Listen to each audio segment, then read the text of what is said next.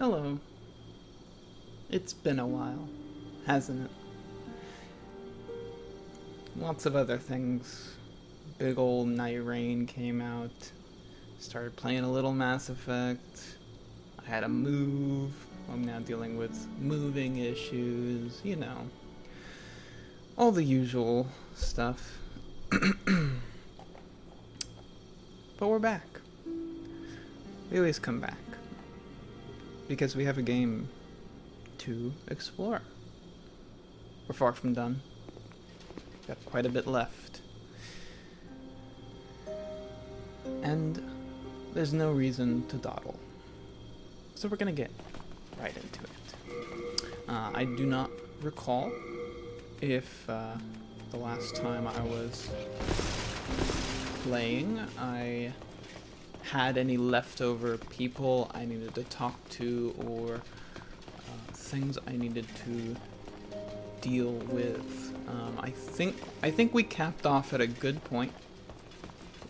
I probably should have just looked back at the video, but I don't think we have any new spells or souls or anything like that to read. I think the last episode was, completionary. So now we have completed, well, almost all of World 1. The entire Stone Digger mine, of course. Much to my dismay and multiple deaths. The Archstone of the Tower Queen. Stop looking at me when I'm walking by you. I don't trust you.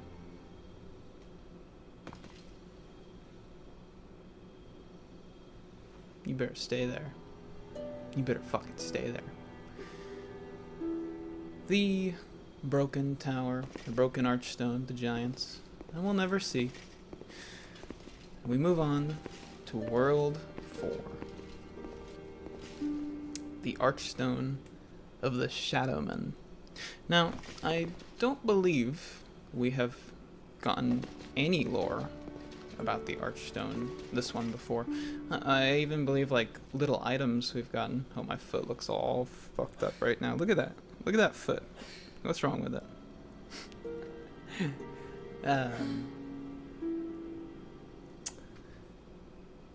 But in World 1, we would get pieces of armor, metal, shields and swords and whatnot, and they would reference Stone Digger Mine, the finer metals coming from those locations.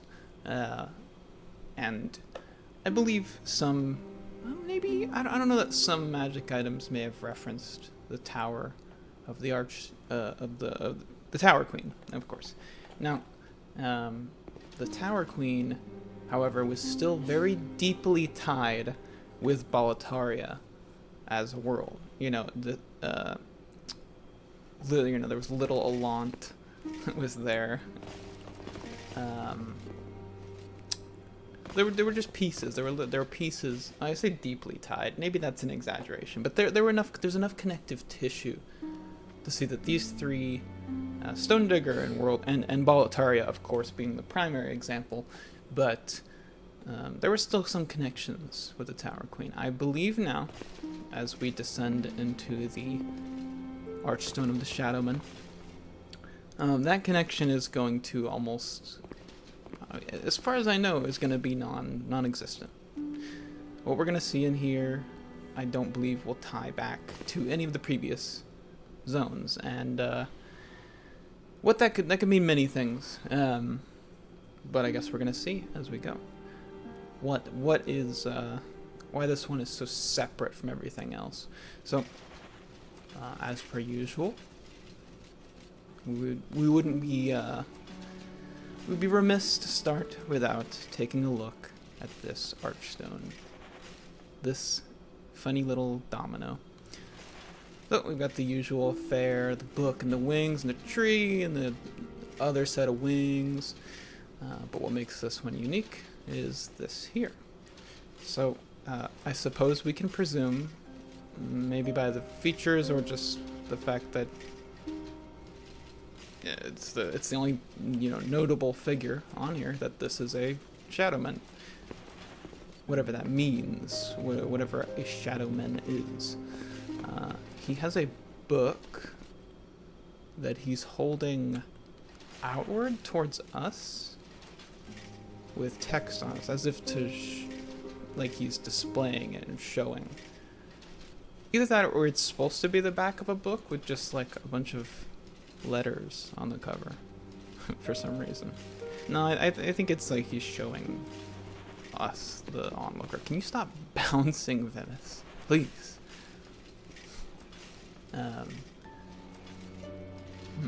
He's got I think it's a chalice, or like a little cup candelabra that I believe this egg is sitting on top of or connected to. I don't know. That's very weird looking. Maybe that's supposed to be, the egg is supposed to be nestled in his arm and he's holding like a chalice separately as possible. The most interesting thing about this to me is this mummified corpse with almost like green flames and like spikes, spears, something like impaling through or surrounding the corpse like a fence. And you know, as a whatever it means to be a shadow man, this man looks undead, not in the soul-starved way. It looks like his natural state of being is undead, or he became undead, or he's just really, really old. I don't know. But he looks like, you know, a priest, possibly. Some sort of figure. This doesn't strike me as like royalty or leadership, this design. He looks like a holy figure of some kind, perhaps. He's got a funny basket on his head. It makes him look big. It makes his brain look very big. There is a curtain behind him, draping down. I don't know that has any meaning in particular, other than maybe loose connection. It's a veil, and we're dealing with the shadow men. You know, it's something. He is a five-fingered folk, just like us. The shadow men, they're just like us, you see. However, what the implications are of this corpse, and the fact that this man looks very undead, you know, maybe there's something there. Maybe this is a people who have a close tie with mortality, and perhaps a life or a form of living that follows mortality. Or perhaps these people have just a culture in general that's very tightly intertwined with the afterlife, or the state of corpse after death. I mean, mummification is a practice used by used by Egyptians to prepare corpses for, obviously, the next life, or their time in the afterlife. And they give them all sorts of preparations and dress them up in such a way that they'll be welcomed in with open arms and have many boons to go into the afterlife with that howling dark. And maybe this is representing him proceeding over what is maybe a common or maybe a special what's the word? Religious ritual of some kind. Maybe this person is entering his state of afterlife and is he looks bound, you know, his arms aren't open or anything. He looks like fully swallowed up by his wrappings. You know, it's interesting is there's an item. The body kind of looks like a talisman to me, like the talismans that you use in this game to cast miracles. Not the one I have, because that one is all fucked up and weird. But the standard, like, Talisman of God, I believe, that you start as in a faith class, or you can pick up later. I think we have one with Hold My Shit, Thomas over there, but I don't think we need to look at it or anything, because I don't think there's anything there. It just, it gives me, it's a reminder of that shape. It almost has like an arrowhead shape to it. This feels like a culture that, in regards to the other people we've seen, they would probably be looked down upon, maybe, or viewed as like taboo, like the way they live and the way they treat their dead presumably, like we're going in here. We don't know. We'll see when we get in there what this place is actually like. But it will only be able to say for certain once that. But any culture that like has these practices that involve, treating their dead with high reverence, more so than something like Bolitarians would, where they feel more closely tied with something like Christianity. So I'm sure they bury or cremate by burning corpses and stuff, and that's that. A graveyard is a sacred place, but these people might be more hands-on with their dead, something that I could see Bolitarians being highly adverse to the idea of. Perhaps why this land does not have any apparent connections to the previous ones, as far as we know. Alright. Let's see what the first one says. So, the first location is the Shrine of Storms. So right away it's a shrine. Which again, like, deeply indicative of like a deeply religious culture, like heavily built around what they worship and see as like sacred. Less utilitarian, less expansive and progressive technologically than maybe Boletaria, if I had to guess. But it says, the island shrine of the Shadowmen, who worship storms and mourn the dead. They worship storms and they mourn the dead. Because we all mourn the dead. But those two things being put together, the fact that they are worshippers of storms, and they mourn the dead, seems like indicative that that's key, as parts of key parts of their culture and cultural identity. Here, the storm beasts fly above, and the souls of the dead inhabit skeletons to move about freely. So, whatever a storm beast is, I mean, that makes sense. They like storms. If there's a beast to be associated with storms, then perhaps they also worship or have some kind of mutual symbiotic or even just like a neutral relationship with these storm beasts. But now it mentions the souls of the dead, those who they mourn, inhabit empty skeletons to move about freely. Now, are these skeletons... These can't be the skeletons of those who died, or at least you wouldn't think so, because if they can inhabit those skeletons, why would they have left them in the first place when they died? I suppose this piece of imagery here that shows someone presiding over a mummified corpse might be some kind of act that sets the soul out to be able to possess remains, but it really does depend on whose remains these are that are being possessed, and do they have to be like prepped to do it? Say they're skeletons.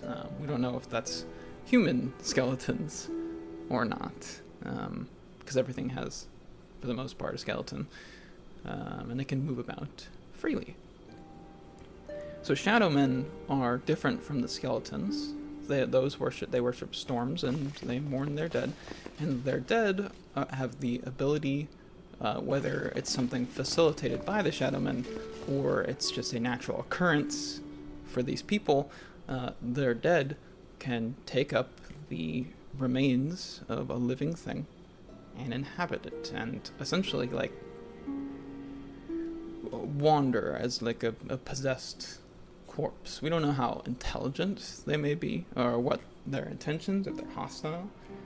We don't know if they're hostile to the Shadowmen. Huh? They mourn their dead, and they clearly respect or value them or the state of death, but we don't know what the stance of the actual souls of the dead. Maybe they don't like it. Maybe the Shadowmen don't care. Uh, but yeah, I think that's all we can safely say right now. All right, let's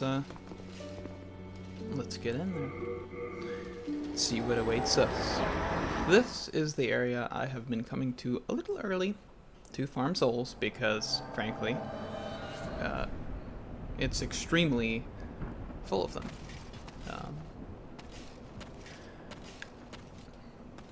But I did pick up like 2 items by accident, which I will highlight as I pass them and talk about what they are.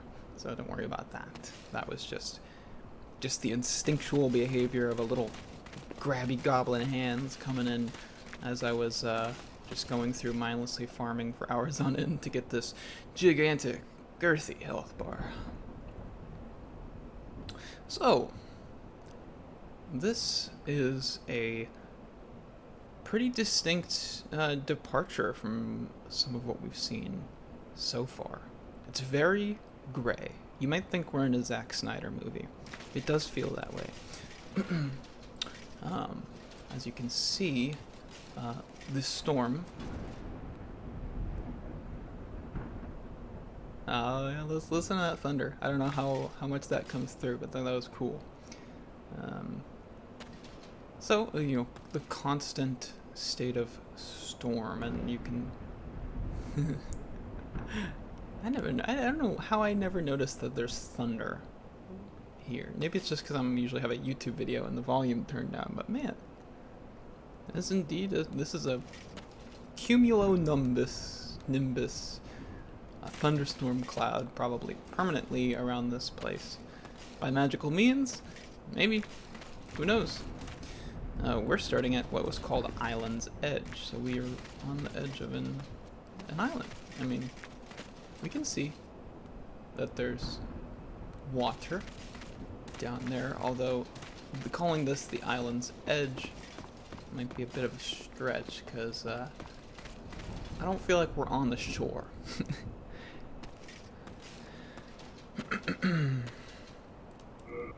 I forget, can I have my bow equipped with all this? Or no? That's a no-no, right? I have to drop something for that. We'll keep it off at the moment. So what can we see right off the bat? This is a weird, unstable, mountainous... Well, I say unstable. It's a mountainous island. It may be stable, for all we know.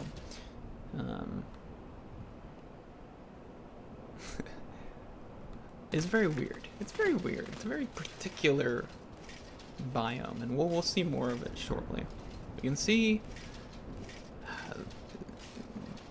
these always look like the flags of conquerors to me. Someone who's come through the area and laid down their symbol of victory, or as like a declaration of the beginning of conquest. But as we can see, these things are present within as well. Now, whether this is something from the Shadowmen, as like a standard decoration, maybe something to ward off unwanted visitors, unwanted demon slayers, perhaps. Or perhaps this was placed by a living, a possessed corpse of some kind. Who's to say? Except for us, once we learn.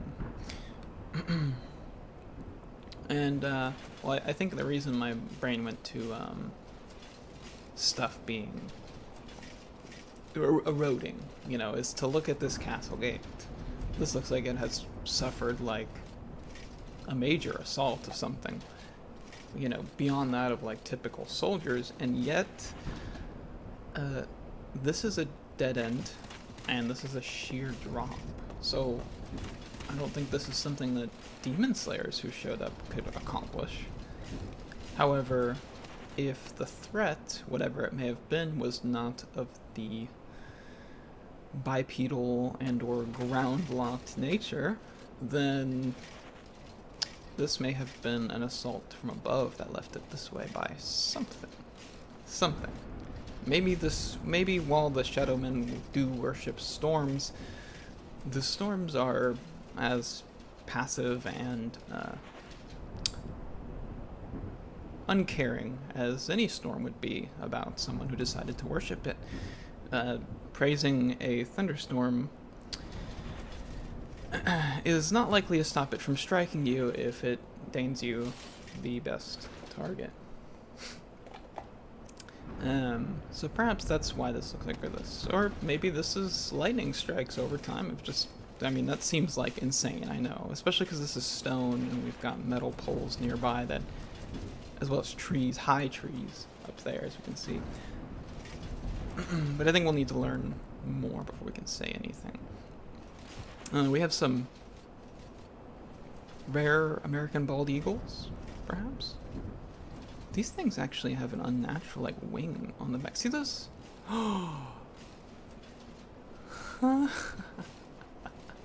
Okay, I think I know what's happening here.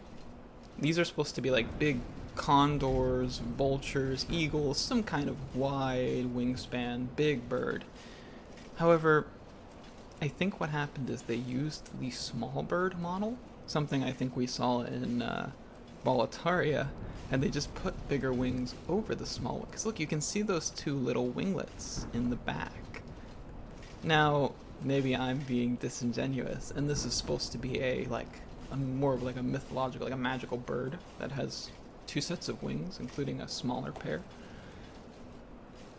But I think from an asset reuse point, I think I'm correct. I just think it's that's adorable. It's like they kind of look like, it makes them look like they almost have like butterfly type wings, or like a moth, or even how these games tend to portray dragons with like a multiple set of wings. But that's kind of interesting. And they're circling, they're happy. But they are not alone up in the sky, as that, we must suppose, is a storm beast, since it is so big and so casual about existing in what can only be described as the storm space. It is a giant stingray. It is a giant stingray. There's not many ifs, ands, or buts about that. But it has a very unique, it has this like sheen to its fishy skin. We could even see it from here, where its back kind of looks like almost oily, like car oil kind of oil. You know, like when after it rains, you can see some of the if it's hot and it rains, you know, there's this phenomenon, right? So if you're in a hot state like I am, where it's very humid and it rains, it's warm, but there's cold water coming down. This combination of temperature extremes and humidity can cause oil that has drained into the roads, the asphalt, over the years to rise up. And this tends to happen once the rain stops and the ground is just sitting there, wet, moist, hot, humid, all these things. And that's why the most slick part of driving in the rain is actually where I am. The most slick part is driving in it after the rain has stopped, because of that phenomenon. Sorry, that was very tangential, but just that oily color reminds me of the look. You see, it's like a green, purple shimmer to it. And they're very special stingrays. They don't look just like stingrays. Those are a critter. Alright, I think oh wait, there is one more thing we can see from here, just from the start. There's a man up there. Human? Possibly.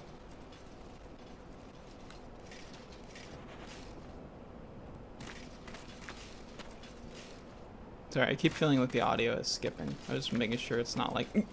but there's a man up there. And he is... It's hard to tell right now. But he's wearing an armor set we have seen in Boletaria, I believe. And even in... Actually, I think we've seen it in every world so far. I don't know if it's an armor set the player can even wear. But it is one that exists. And he is up there. As of now, there is no way for us to get up to him. So just note that there is a man up here near the beginning for some particular reason. Alright, well now that we've eyed out the place, let's go greet the locals. Oh. We both have, like, head fires. That's kinda neat. Now look at that thing. That's a skeleton, sure. That is not a human skeleton. There is no doubt about that. This thing always looked like almost like a xenomorph to me, with its just peculiar nature. It's got these big shoulder bones. It's got these. Its thighs are not just a big center bone and like a supporting one. It's like actually these. It looks like armor almost. We'll get a closer look at him, but no, you know, from the glowing in the eyes and the spectral breath, I believe we found our first possessed dead remains. I'm guessing they stick together, like the bones stick together because of the possession. Ironically, there is a normal skeleton, or normal corpse at least, next to him that is shaped like a human. Which maybe these possessing spirits have a preference? I mean, if I could choose between being this kind of skeleton or a human skeleton, I suppose I would pick this one, because they look bulkier. They also have a falchion or a scimitar or whatever one of those curved swords you call it. He is also blue. What that means? Who can say? Maybe that is just a form of erosion and the bones were once, you know, the signature yellow of like human bones. Maybe whatever race this is that they're possessing the remains of, maybe it's just, they're just got blue bones, you know?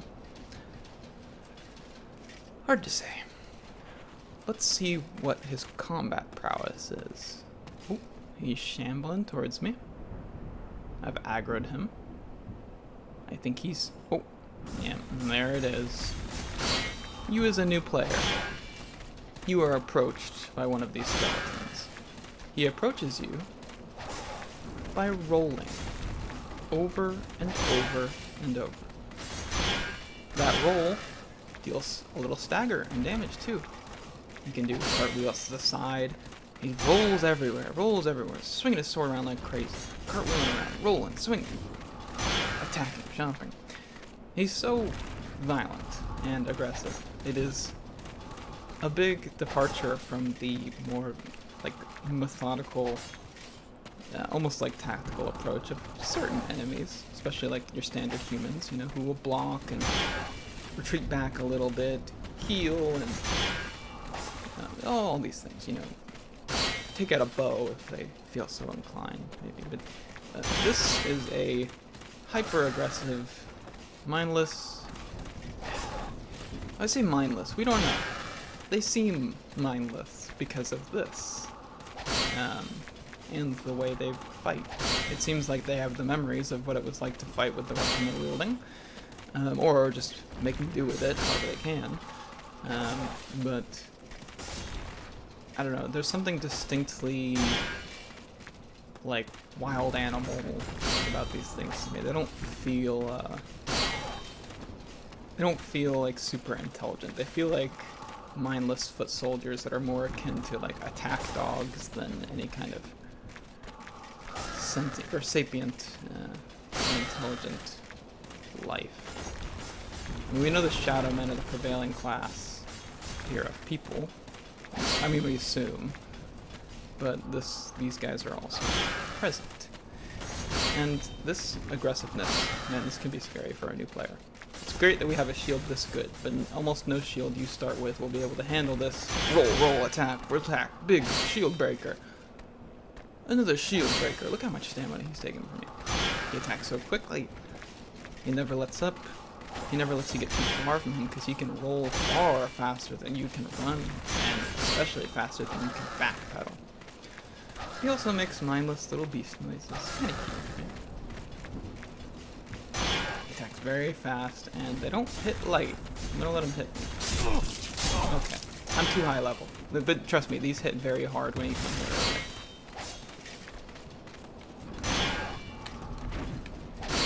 Oh, I'm trying. There we go. Now, luckily for us, they are very weak to blunt, and that sharp tip I just thrust through him, the game still considers it blunt, so he's gonna have to deal with that, right? Get into a position where I can easily see you. He dropped us some soul remains. I wanted to see his wrist is like, he's got these blue like wrist guards. Interesting. That is wrapped around like the bone. Oh, and there's little like rings around the bones of the leg as well. Interesting. Is there a mouth on his chest? Oh my god, there is.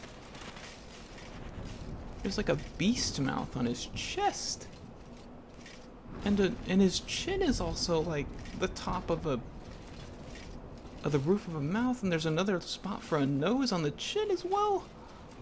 Always assume like a nose hole, and then the top is more like a typical human skull. This thing is fucking insane. This is not me like playing it up. I never looked closely enough to realize this. What a triple mouth head. One is in the chest. The one in the chest couldn't even open and close. It looks like a wolf head of some kind, or like a, I don't even know, but it's got molars. It's not like wolf teeth. Ugh, it's weird. It's weird looking. Yeah, that makes me wonder, is this not the remains of one creature, but rather the combination of multiple, the remains of multiple beasts formed together in like a grafted type way by the nature of the possession? Very possible. I think these little gauntlets, which were applied clearly to the skeleton and not the owner because of how thin the skin would be for it to have to be that snug, and also this bone wouldn't be exposed. This strikes me as things I believe these would have something to do about possibly making the skeletons possessible, or just makes it easier for them to possess the skeletons, if I had to guess. I don't know. I don't know if this is something that the Shadowmen want to happen, I guess. I mean, if these guys serve as the guardians of will guard the island, I mean, why put these things in coffins and 6 feet underground when they can be putting your enemies in coffins? But anyways, that was our first skeleton man. And these guys, oh, people hate these guys. Don't get me wrong, I don't much like them either. Well, they're tough. They're very tough. And the jump from, you know, if you're going from Boletaria, the regular soldiers, which are pretty tough, to the stone diggers of the mine, which can be high damage and very tanky. It's pretty scary. You go to the Squidmen and the Gargoyles of World 3, which can be weird and more fear-inducing than like actually hard to fight with their weird magic and ever-present sounds. And then you come to this island, and these soldiers, or these bonemen, are gonna make an absolute a test. This is a combat test, because these things are the most aggressive enemy we have fought by far, I think, except for maybe like rabid wolf dogs. And there's gonna be a lot of these guys, just so you know. Now, me beating him to death, I guess that sends his that removes the soul from him. And as such, we picked up something called Soul Remains. I don't know that we've gotten any of these yet, but the remnants of an old hero's soul drifting partially into another world. Well, that's particular. Attracts those who are hungry for souls. I don't think the implication here is that this guy is an old hero. I think a remnant of some old hero's soul was picked up by this guy. Attracts those who are hungry for souls, and these skeletons, as they're, you know, maybe they're also partially powered by the souls that inhabit them, and so they need to, kind of the same way someone who's trying to avoid soul-starved might, they need to continue to collect souls by attacking those who have them, or finding them, like I do sometimes. Making sure that despite these things being vastly different from the average Boltarian man we've come across, you know, they still too are seekers of souls, which is why they're attacking you, because you're so full of soul and power. Isn't that right, Vimus? Isn't that right?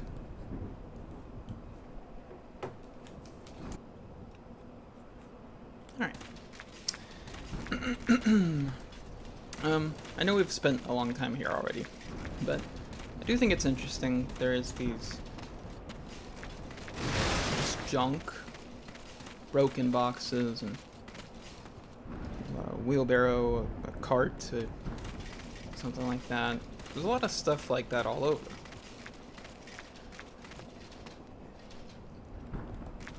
A lot actually. And there's these things, I forget what they're called, something you would hide behind to shoot arrows from, or to defend yourself from arrows. But again, this is a dead end. So, two theories about that. One, like I said, the assault was not coming from something that was restricted to the ground. Very possible. Very possible. Second theory. This water that you see down there used to be up to here. This, in fact, did used to be a shore to the Shrine of Storms, and everything else beneath was perhaps once underwater. Because we're starting at the top of a map, and we're going to move up a little bit, but we're going to start going down eventually. Because if you're at the top, there's nowhere else to go, is there? This man is wearing an armor set.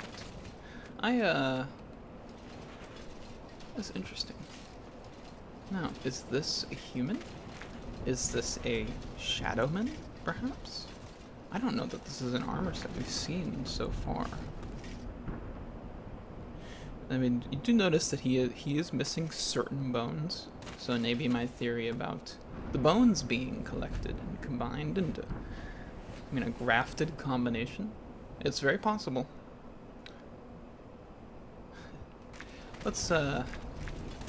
Let's continue to entertain these oh so aggressive bone boys. Ooh, Harry. It is crazy how with the blood. I saw that.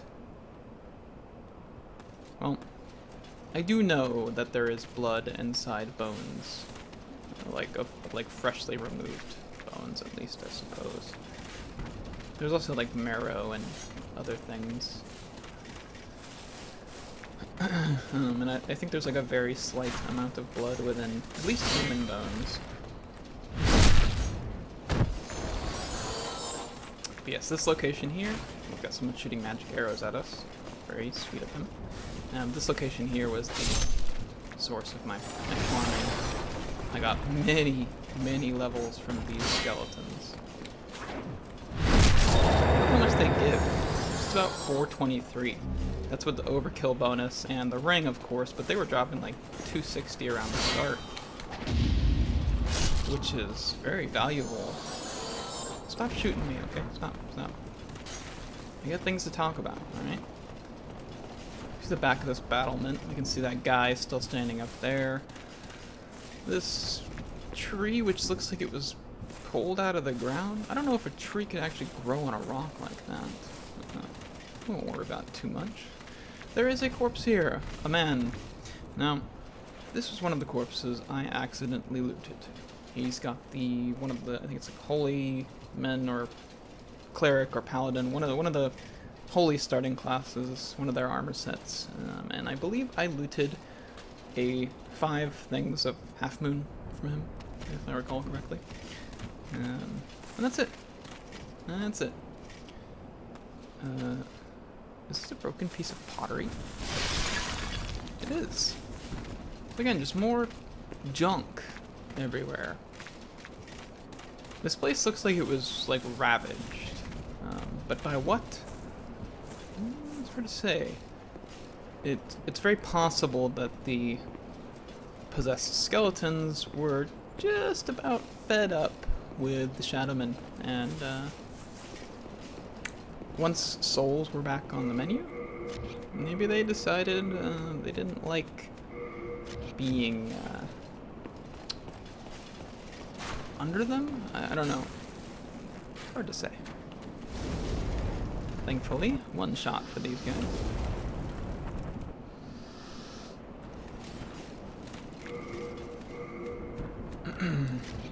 But yeah, they're maintaining like a defensive position on this island, probably because of other demon slayers showing up. Goodbye, goodbye. Don't feel too bad about it. But they're holding it. They're holding down the fort quite literally. I mean, as best as they can, as kind of mindless, weird skeleton men. Here we can see off the ledge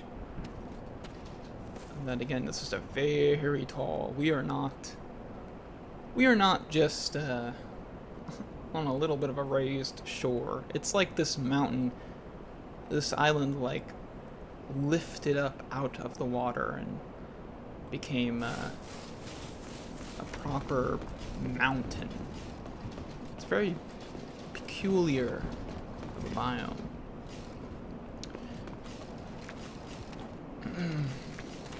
Looks like we're closing in on the main structure. Lots of dead demon slayers, perhaps? It's not impossible. Again, more carts everywhere. Broken up carts. Very particular choice. Soldier's Lotus. That's for the bleeding, because these skeletons also deal bleed. The soul remains. Expected. I believe you can kind of see through this corpse's model. It's kind of funny. I believe there was one guy I looted here. It might have been this guy, I think, or this guy, one or the other. And all he had was a funny little soul. I think it was just like one of the souls. I don't know which one it is. It's one of like the standard souls. We've got this guy here, who gives us a Talisman of God. Now this is the one I was saying looked quite a bit like the mummified corpse on the Archstone, the Archstone art. Now, it's a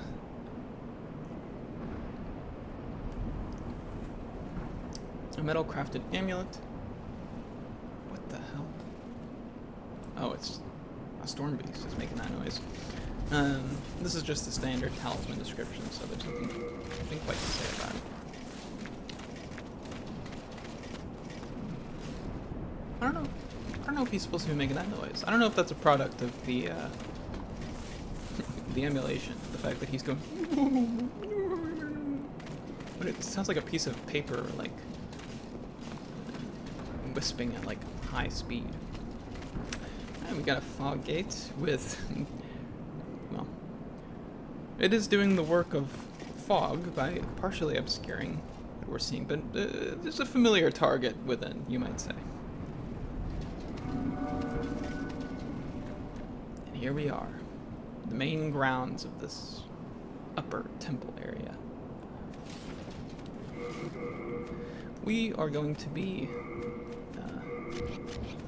handling things as soon as we can, because this is a dangerous place. Archerman up there, get that dealt with. Obviously, that is Vanguard. returning.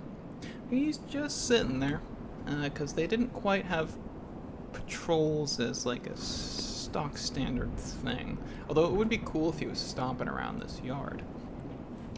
Now, unlike the Vanguard we saw in that outpost we started in, I believe this is just a rogue Vanguard, which is those two words together. It's very funny. I think he's just here because there's souls here and he wants some. I think it's as simple as that. Then again, maybe, you know, maybe by his wings, his gray nature, maybe this is the Shrine of Storms is the birthplace of the Vanguard demons, and the one that we saw in Baltaria was almost like a wild animal that had been transported over for a nefarious purpose or another. Let's get rid of you. If I can hit a shot. Trust me, we're gonna want to kill these these storm beasts. They are not cool. Closed space. A weird glow was coming from that water. That might just be a weird lighting effect that is not intended. I'm not sure. Not sure. We're gonna avoid Vanguard for now. And we're gonna avoid a funny little trap for now as well. That this guy may not have been so lucky. You notice an interesting piece of design here. As you're coming through, you see this corpse on the ground. You might go to look down at him, and you'll see beneath that there's someone alive down there. Just chilling. He doesn't look very comfortable. Maybe we'll figure out where he is later. For now, we can go up to this little edge that we were not able to get to before, this vantage point, where we meet a new menace. Don't start walking towards me, you shit. We've seen blue skeletons, now we have black ones. Mentally, my brain goes, hey, Shadowman, he's like a darkly colored skeleton. But I have no clue. I have no clue if there's any connection there whatsoever. His eyes are red, and he breathes out red smoke. He's got a gold belt, and 2 Japanese katanas. This is like the edgiest shit I've ever seen. I gotta be honest, I love it. Don't get me wrong. I love it. I love this design. It feels a bit out of place in this game. This feels like something Dante from Devil May Cry would be fighting. It's a little flashy, I suppose, for Demon Souls, but I'm fine with it. I'm fine with it being here. I don't want anything about it changed, especially because the name, I believe the in-file name for these is a black katana skeleton, which is just it might be the most, like, it's so metal, it like loops around to being funny, but it's still kind of metal. He looks intimidating as fuck, and that is very intentional. The regular skeletons are already scary enough. This is definitely one that's meant to, for a new player to see and go, I don't know, maybe I should, maybe not. And that is worthwhile because it's true. These guys are not a joke. You want to see what they can do? They do that. They jump at you like this is some kind of anime. And they love it. It's a super high damage attack. It might blow my guard open. No. But it might do heavy damage to it if I was. Oh, vicious combo. Okay, it's pretty heavy hitting, and it does stagger me a little bit, puts me in a recovery animation. Vicious attacker, although not as fast as his counterparts since he insists on not rolling. Which is a gracious thing considering how scary he is. He does have the jump attack, which is his gap closer. It's also his biggest opening. And if you're smart, you'll take advantage of that.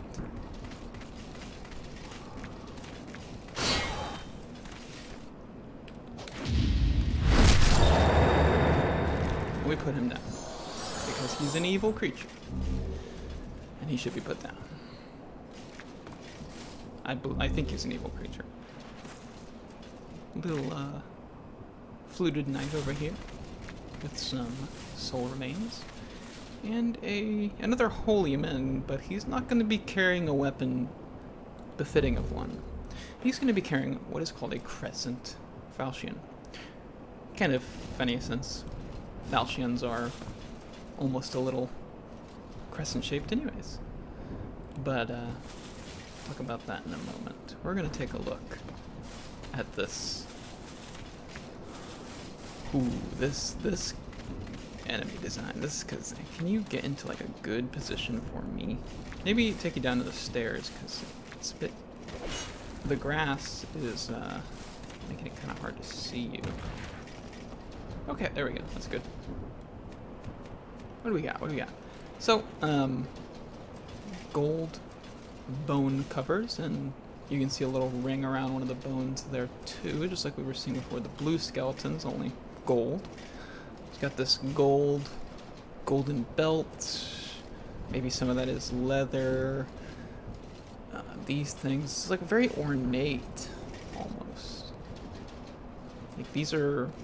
Perhaps these were like figures of the soul of this was the soul of a higher value individual in this society, maybe? Hard to say, but they've overall got the same skeleton structure, they're just black. Maybe these are possessed by the souls of Shadowmen, and the blue ones are possessed by souls of other creatures. Not impossible. I did just notice one more thing. Wait, is it just because he's near the stairs and his hand is like clipping? Hold on, this is perfect, this hand right here. No, they have a very long middle finger. They can give the mightiest bird you could possibly imagine to anyone they don't fancy. Of course, it's a katana. The mix of katana and falchions is interesting, but it kind of rubs me as a, like, these are scavenged weapons. These are not the standard weapons of the Shadowmen, or at least not both of them, since they both have such differing origins and come from different cultures in real life. I imagine either the katana or the falchion is the standard weapon of Shadowmen, and one of them is merely a scavenger, while the other one is... I mean, they're all scavengers, but some of these weapons are local and some of them are from out of town. Exported in, you might say. We got some blade stone. I don't think it'll say too much, but a shard of ore wet with dew enhances knives, curved swords, spears, and so on. An ore used to make weapons that take skill to rend enemies. Weapons can be strengthened by blade stones to a maximum level of 5. Using blade stones to enhance a weapon can cause them to become brittle, so exercise caution. Considering blade stone seems to be local to Shrine of Storms, I would have to assume that the katana is actually the more accurate weapon of a Shadowman, perhaps? Since, you know, the description of like a brittle, rending blade, it's more befitting of a katana than it is a falchion for the most part. Falchions are not like heavy, durable swords. They're like slashing, quick, sharp swords. I don't know.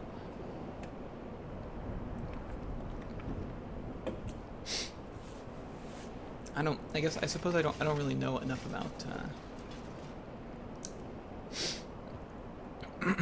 about swords to really be speaking on this per se. So I'll leave it at that. Let's head back. And while we could go forward, we're gonna go back this way again and complete the direction we were heading in. Oh, the Crescent Falchion, of course. We already have a Falchion. We've already picked one up earlier, I think. Yes, it's got a very standard description, despite it being a Crescent weapon, which is a magic weapon, which will scale off your magic stat. It deals magic damage. It still has its bleed effect, despite being infused, which is quite powerful. A slashing weapon that inflicts heavy damage upon soft flesh, but has limited effect on metal armor and hard scales. In addition, it causes the targets to bleed. And now, the crescent nature of it makes it regen your FP, which is pretty damn valuable, especially for magic classes, which is why this is often a weapon you'll find players rushing. And even in runs where magic is not the primary build, you'll see them rushing this weapon in speedruns, and you'll see them rushing it in, just in most cases, because you know what? You know what this is? This is pretty much the most powerful weapon in this game. It starts at +1, extremely high DPS, it's got the bleed, it's got the FP regen, it's got a very fast and efficient attack pattern. This is the speedrunner weapon for the most part, barring some other ones used, and oftentimes if you see someone playing the game for the first time, they start using this, you'll hear a groan from anyone who is familiar with the game because of what you might call boredom. This is a generic choice, and it's so good and so overused that many people are tired of seeing it in use. But it's not in use for no reason. It is, in fact, extremely efficient. Got him. Nice. We're going to be taking down a bit of those because they're going to become a problem very soon for us. Once we get a bit more into the area. We don't need to roll too much right now, so I'm not going to worry about being fat loaded. Hey, buddy!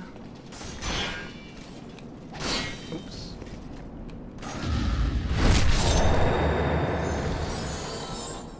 Another skeleton here, standing guard of his two archer friends.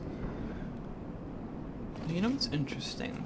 There are two humanoidish skeletons, possibly shadow men, like we talked about before. And there were two archers here. Are these perhaps the souls that possessed the blue skeletal remains, or the possibly grafted, combined remains? It's possible. I don't see a third skeleton here for this guy, but you know, he could have come from somewhere else. He could have moved over here on his own accord. Or he's that guy that's on the grate. Who knows? We don't know much about how this position system works, why it happens, and what purpose the skeletons have once they become skeletons. Hopefully, something talks a little more about that, because I'm very curious as to why that is the case. As we go over here, I'm not gonna do this, okay? Because this is a speedrunner trick, but it's one that's so well known. You'll find many people who are not speedrunners using it.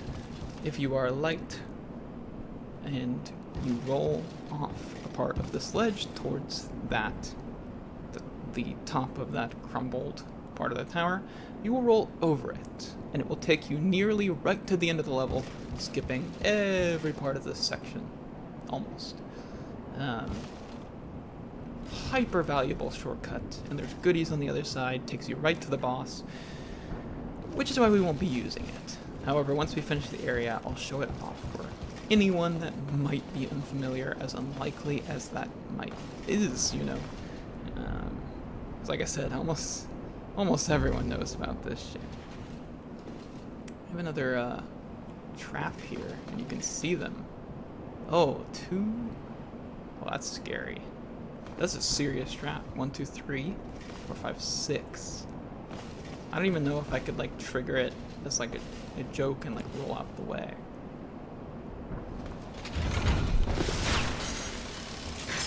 Okay, just one volley, because, I mean, surely that would be enough to kill you. That makes sense. Now, why this is here?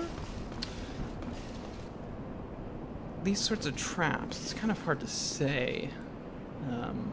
Maybe the Shadowmen were very untrusting people, very private, and they would lay these traps, which of course their men would be familiar with, but it would keep outsiders from rummaging through their stuff if they managed to make it this far. And it's about as simple as that, really.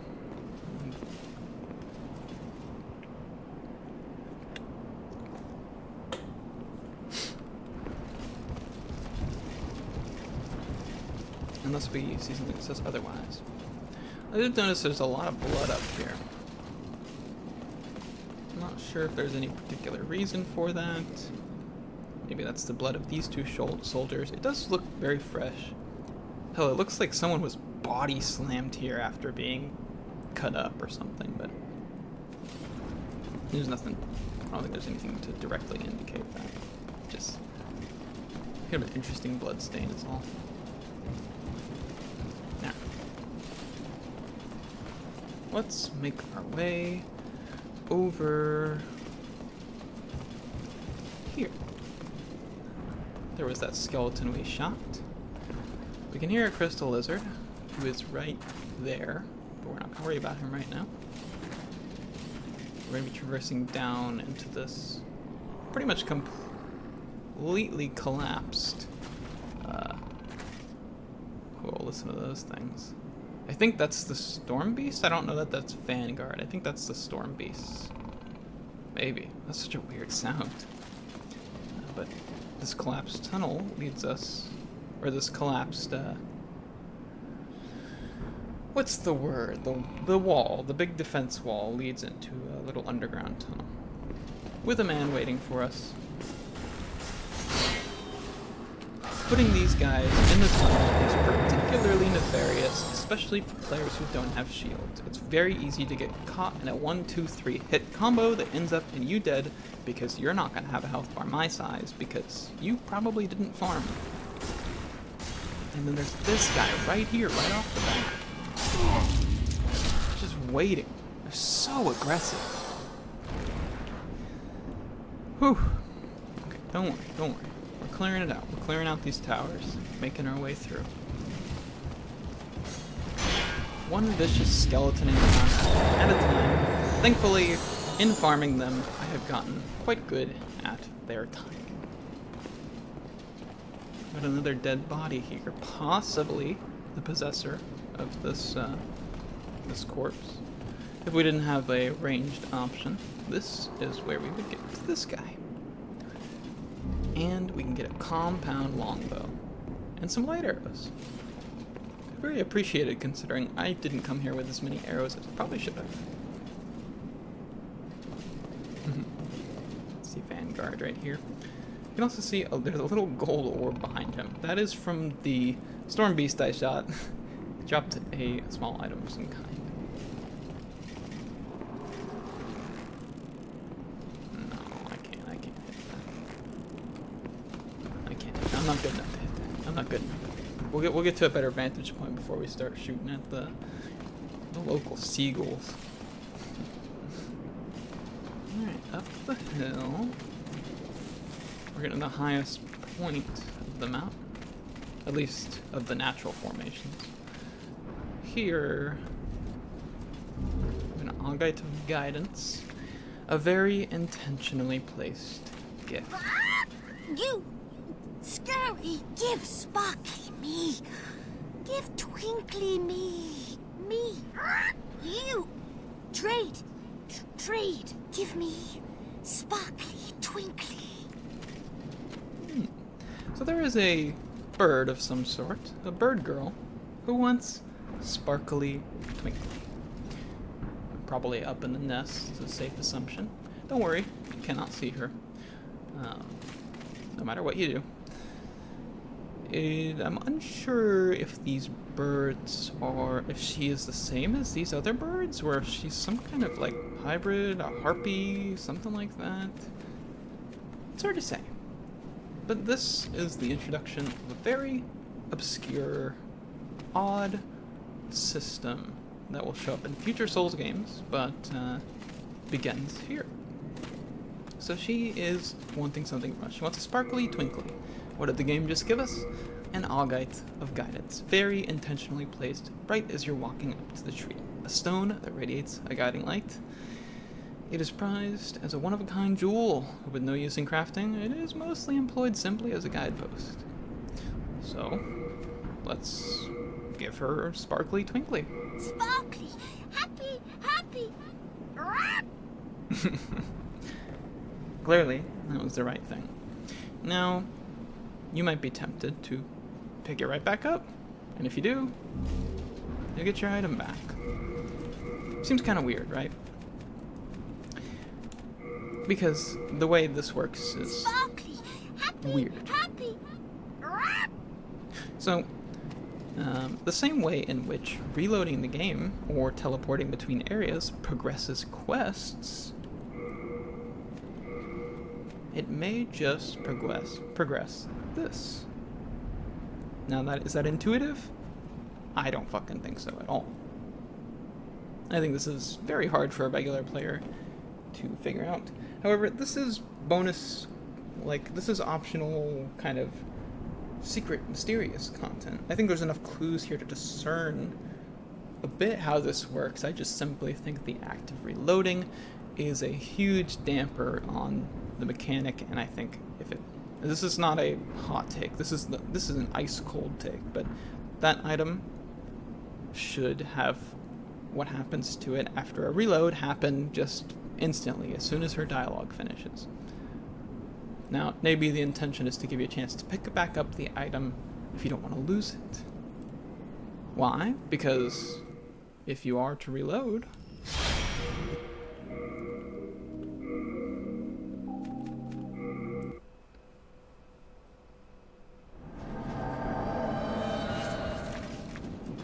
the item has moved, but it has also changed. It has turned into white arrows. You! Scary! I know. Sparkly, I know. happy. I know. I'm very More scared. trade? I know. So More scared. trade? Give me. Sparkly, twinkly, please. Please, give. Give. Oh, she really, really wants it. She really likes a sparkly twinkly. And don't worry. We will bring her some more sparkly twinklies. 'Cause she's very sweet. She gives us very nice things. She's a sweet little thing. And she wants junk and has good things to give in exchange for the junk. So once we're all kind of settled here in the area, we'll take a little trip back here before the end and see what all we can get out of this shiny rock loving little bird girl. And get this little motherfucker real quick. Come here, you little shit. There we go. Nice try, shard of dark moonstone. Put it in my pocket, alright? That's from me. That's from me. Alright, so that was what was on the cliff's edge. Now handled. So the only... not the only option. Actually, now that I think about it, I was gonna go back this way, but I think we should go... There was one more way we didn't go. Over here. Keep moving. Back into the tunnel. Back over where this guy was. There is this, which... due to... There's so many things. This is very much a tutorial. A bit of environmental tutorial. And it's pretty straightforward. It's kind of like grabbing you and screaming down your ear what's going on here. A mechanic we've yet to witness is on display. There's a stairway. It leads to nothing. That can't possibly be. That doesn't make any sense. Why would it lead to nothing? And why would...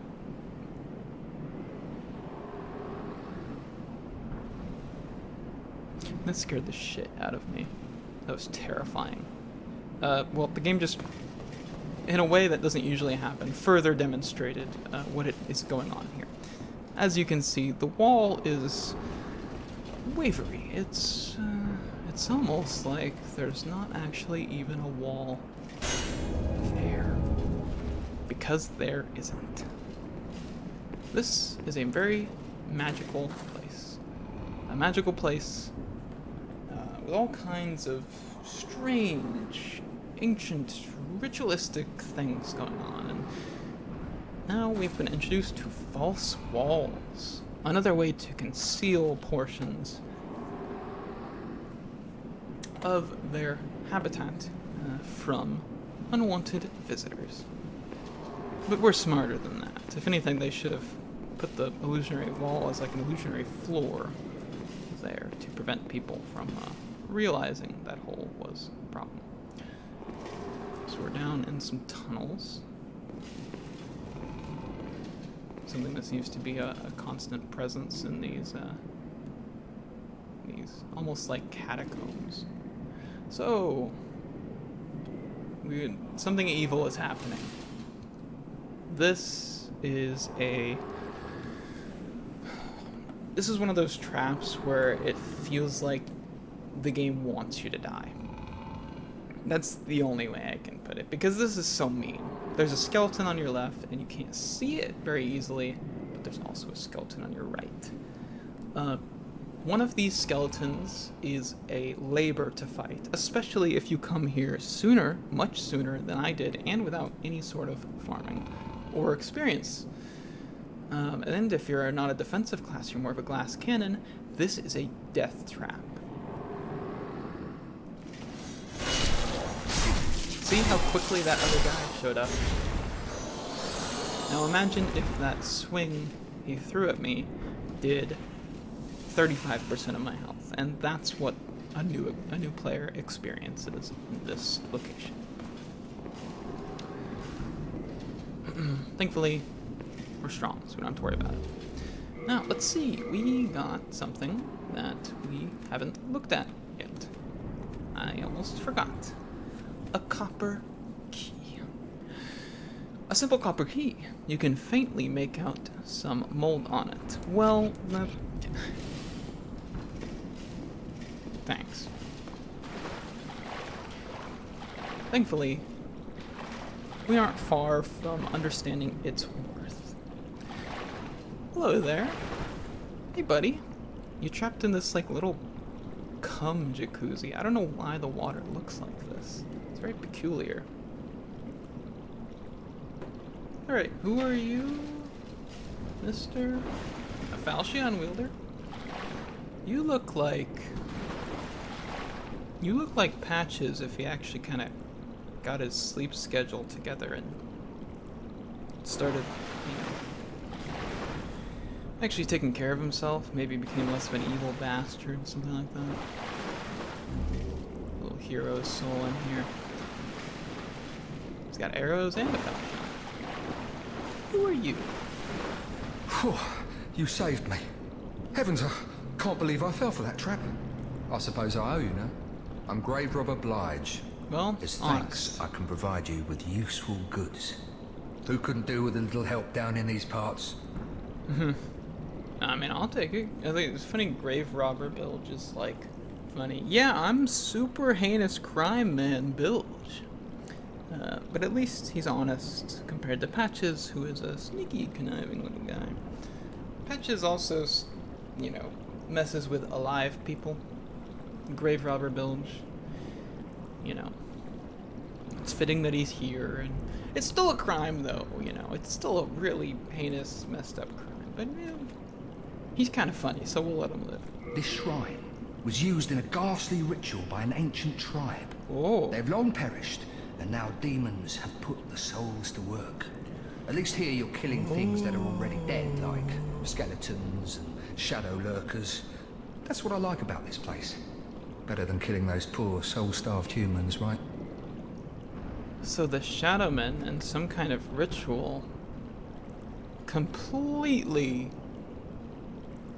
brought themselves to ruin and left this place to be the possession of these remains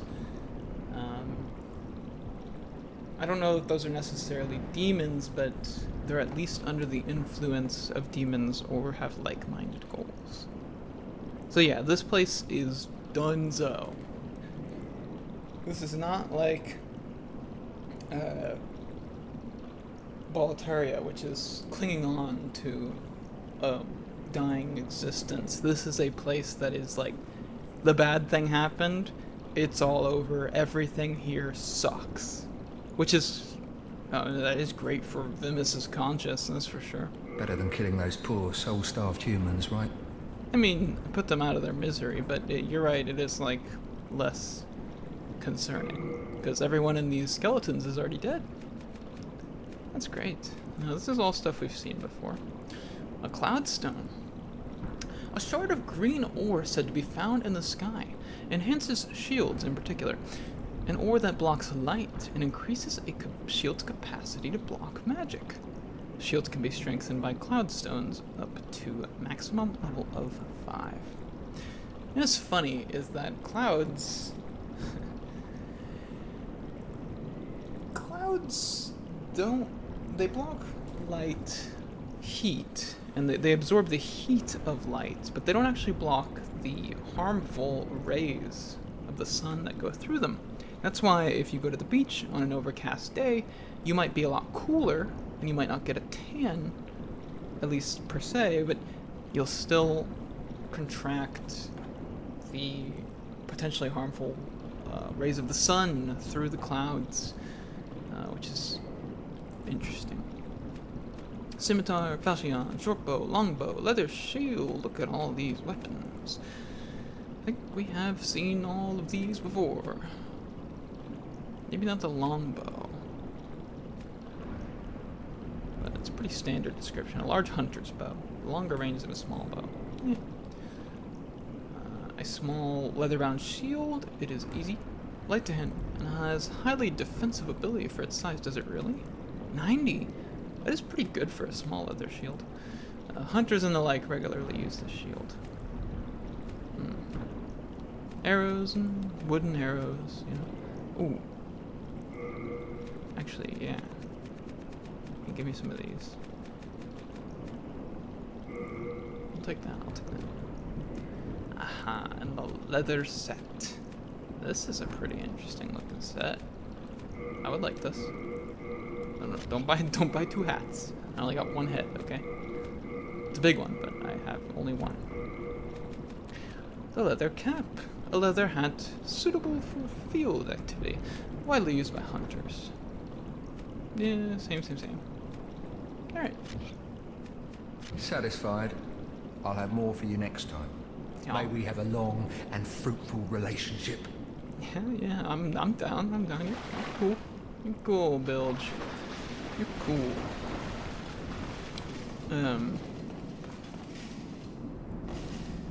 Wait a second. Okay, yes, this is where we were. Another invisible wall.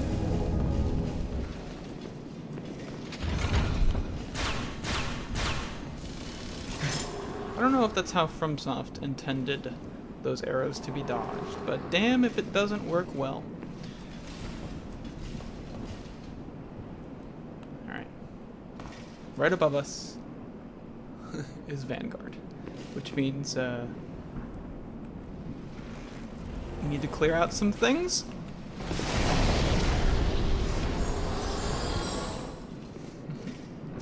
As you can see, they are not harmless. In fact, that Storm Beast just fired a gigantic glass.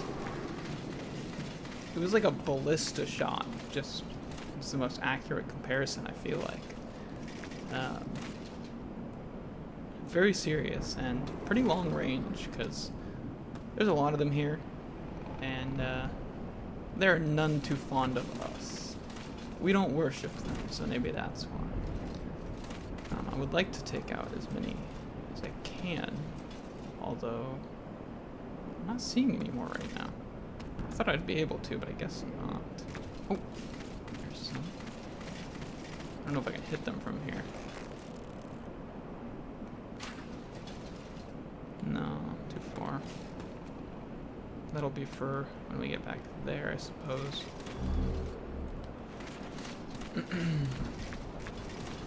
More dilapidated structures. Typical. Now we understand that this was once the home of the Shadowmen, and now ravaged by beasts of like mind of value with the demons. So Vanguard. I believe Vanguard does not care if I'm using a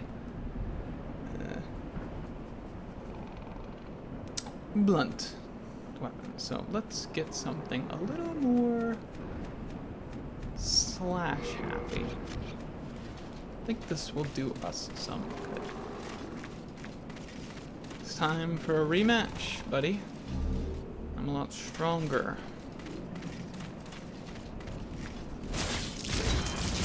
Oh yeah.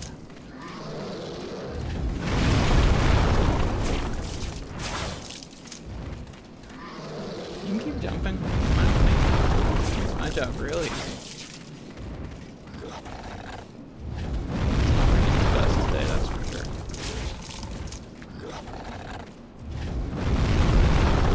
Clearly, he wants to be a storm beast very bad by this vigorous attempt after attempt to fly as they do. Well, that was a pathetic showing, to be honest.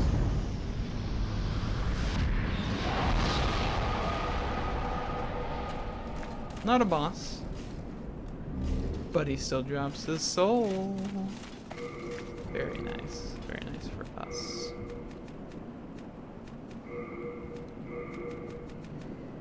Let's get back to fat rolling. Well, we're getting kind of heavy, aren't we?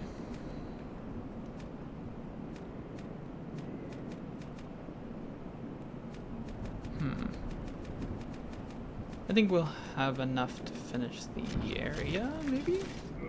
Anyways, let's see. We got a katana. An uchikatana. A keen, thinly blade forged in a distant country. I suppose this is not home to the Shrine of Storms, and this is the exported weapon by that wording. A long black blade, heavier than it looks. It has very high attack power and causes enemies to bleed, but the fragile blade is easily nicked. Despite its durability being... I mean, its durability is low. It's not that low is the thing. So... whatever you say, game. I'll take your word for it. Now, let's see. Now, this courtyard is open to us. I'm just looking for more storm beasts to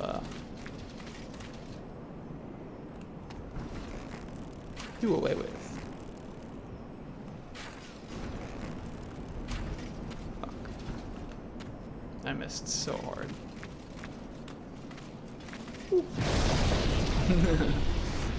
Thank you, tree. Very gracious of you to eat that for me. Appreciate it. Seems like a lot of them are actually at the back of this castle for whatever reason. Although I should be able to get the one that comes this way. Shouldn't be that hard. If you're not careful with these guys, they can put a serious dent in your healing materials by just being a constant rain of there we go. Another one down of aerial attacks, especially if you have no way to refute them. No ranged attacks. It's great to bring a bow here. As an alternative, you can actually use the thief ring to avoid most of them seeing you at all unless you're within really close vicinity. It also helps with the skeletons, which have that big aggro distance where they love to roll up to you like a big ol' wheel. Wait a second. Okay.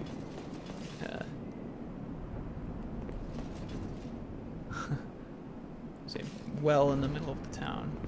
I thought that was a noose for a moment, but that just looks like something to lower the water bucket. despite the water not being present. But you know what? That might be an effect of the lowering of the sea level that we're seeing. Whatever water this might have been pulling from before is no longer present, and so this well is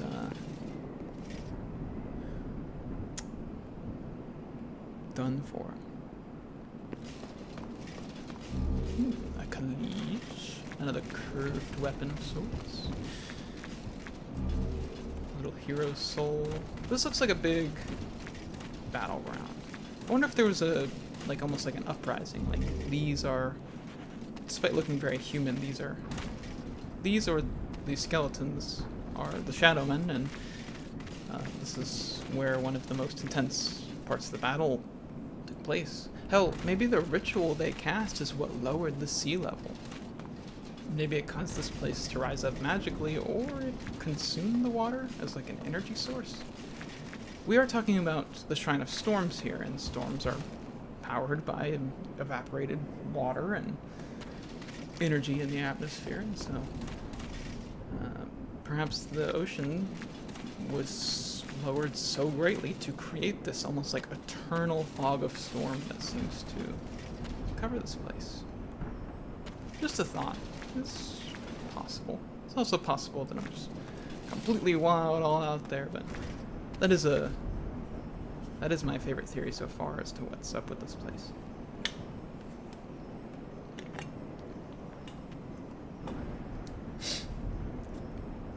I'm got a blocked door here,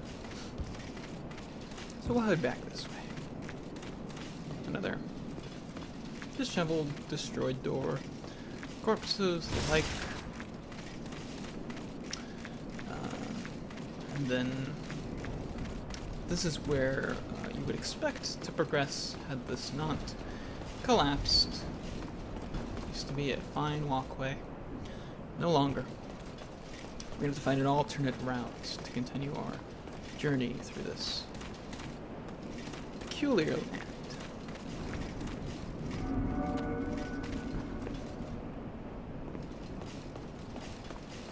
Getting back into these structures. Don't fire at me. You are not even a speck in my consciousness. Oh.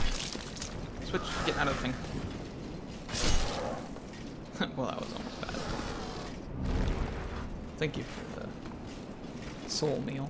Catch this. Nice. Some more skeletons. As just kind of expected at this point. And we've got this guy. Another one. Let's go.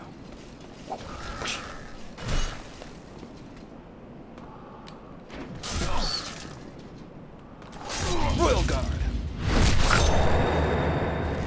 Get out of here. I'm better than you. You know how long I've labbed with this parry on your men, no less. Here we have the Adjudicator's Shield. What is clearly a very unique and important item that we'll take a look at in a moment. Let's see. There was a Storm Beast over here. I thought. I don't know if it's one I'll actually be able to see from this position here.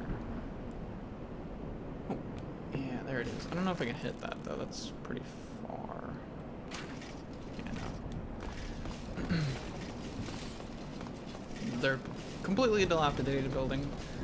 Almost, you know, these buildings, they all feel like a fortress. They all feel defensible, but maybe this is what their normal structures look like. You know, they seem like a very defensive and private race, and so their standard architecture being these defensive fortress style amounts, it's not too hard to believe. Let's see. The caliche. A curved sword. A large and heavy curved sword used mainly for severing. A slashing weapon that inflicts heavy damage upon soft flesh, but has limited effect on my armor and heart scales. Okay, it's the same description as like the Falchion and stuff. And the more interesting matter. The Adjudicator's shield. It's a large shield, decent strength requirement, and not a perfect block. Not even a great guard reduction, to be honest, but it is unupgraded. A large wooden shield that depicts a brightly colored scene of the deceased being judged. On the other side, an epigram is carved in old script. Cowardly acts and the eating of birds must not be the deeds of a hero of storms.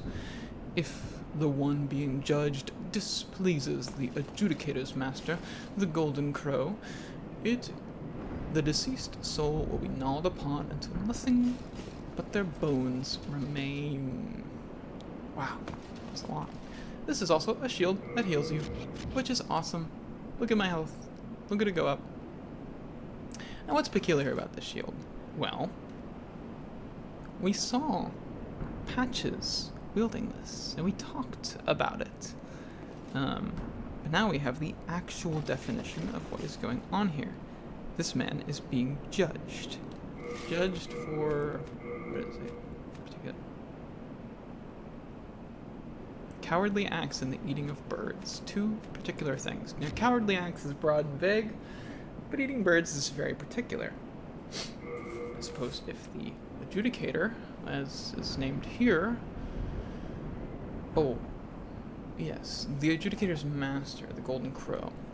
I believe I stated that this thing on top of his head looked kind of like either a bird or a straw hat. And, I can't, maybe it was just the lighting down in the caves when we were looking at it with Patches, but this actually looks like a version of the shield that is more intact. Like, visually, I feel like I can understand this by looking at it better, but I could just be remembering Patches' shield wrong.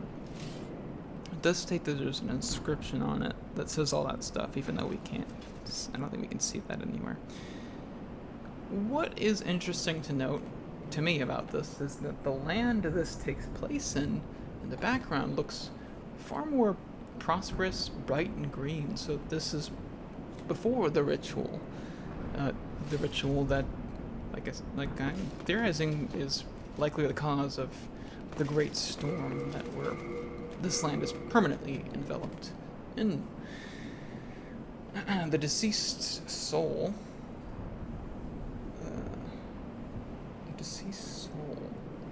The way this is worded: if the one being judged displeases the Adjudicator's master, the Golden Crow, the deceased soul will be gnawed upon until nothing but their bones remain. So, looking at this guy, he's a deceased soul, apparently. He looks kind of bony. I think I was on the right track when I say that I believe the Shadowmen were a form of undead of some sort. And that this is what they look like, like more typical skeleton men, maybe like loose, wrinkly skin that makes them look malnourished. And he's getting judged, and if he is proven to be cowardly or an eater of chicken nuggets, he will be gnawed upon until nothing but their bones remain. Bones that can be used to create, or that, I guess, were used to create some very foul, possessed skeleton enemies. Old scripts. So the Adjudicator. I am not... Let me check on the definition of Adjudicator, because I'm very curious how particular that is. Adjudicator meaning. A person who adjudicates. Well, howdy do. What is adjudicates? Make a formal judgment or decision about a problem or disputed matter, act as judge in a competition, pronounce or declare judicially. So a judge. That makes sense. But he is at the behest of his master, the Golden Crow. So perhaps the Adjudicator is a bit of a pity position, and the crow is the real one? Perhaps the crow wasn't always present, and the adjudicator was once judge on his own for his people? Perhaps the Shadowmen are his people? It's kind of hard to say. But this adjudicator figure seems to play a very important role in the religion on display here. You know, essentially weeding those whose faith doesn't ring true from those who does. That's an interpretation of it, right? Because I could be wrong. But that is what it rings me as. Person. To upper part of the rampart, we just saw a very funny formation of an enemy.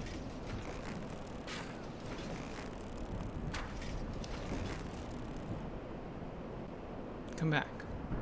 Come back. For me.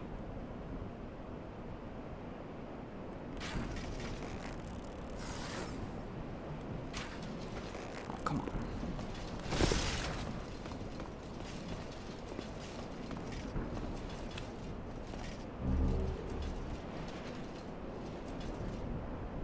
I'm gonna take you out early. I'll have to deal with you later. No, come on. There we go. Going down.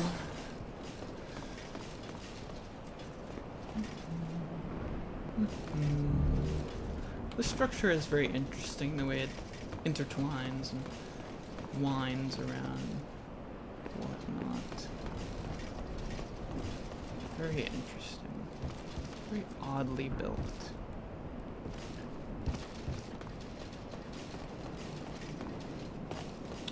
We're on top of this building, and this is the alleyway we would, well, the little thin alleyway we would turn down any moment. However, there's another spike trap. I'm wondering if using this position I can skip it. Nice. No problem. And here we are on the other side of that dilapidated bridge. How nice. How nice indeed.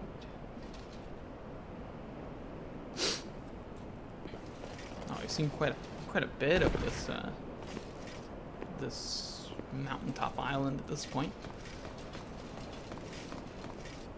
We're moving through it smoothly, but lots to talk about. We've been pretty efficient. I haven't sat and dawdled very much. I don't know what my analytical brain is really on par today. What in that juniper fuck is that? That man is one, the color of a normal skeleton. Insane.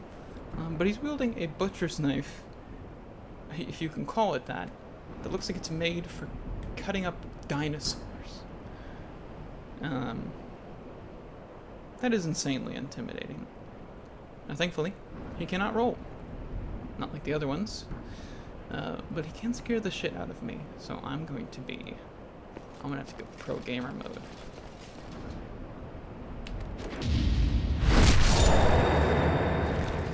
Don't fall off, goodness, please, I beg of you.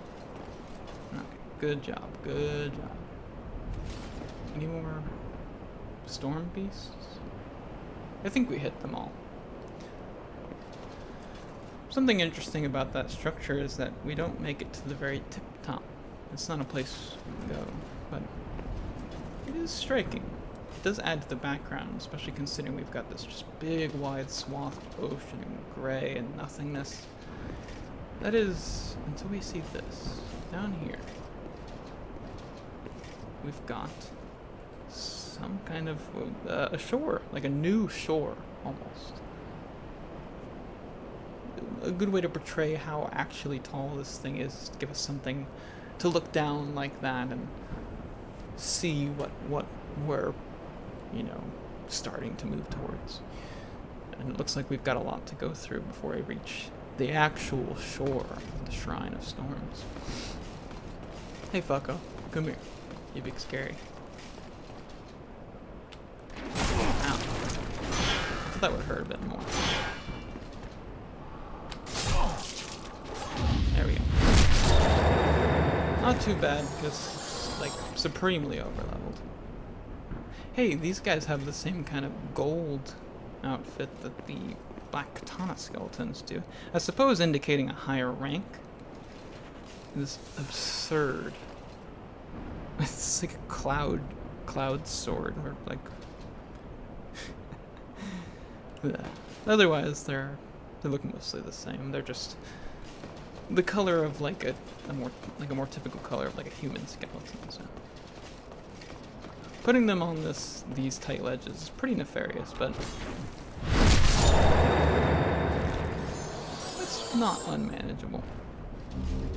They drop Bladestone as well, just like their black-boned counterparts. Trying to see if there was something. It's interesting. The handles of this are made of bones. Look at that. I mean, either that or they're made to resemble bones, but that looks like a vertebrate. I mean, no, don't roll down the. Oh, he actually stayed. I thought he was gonna fall through the world. Whatever.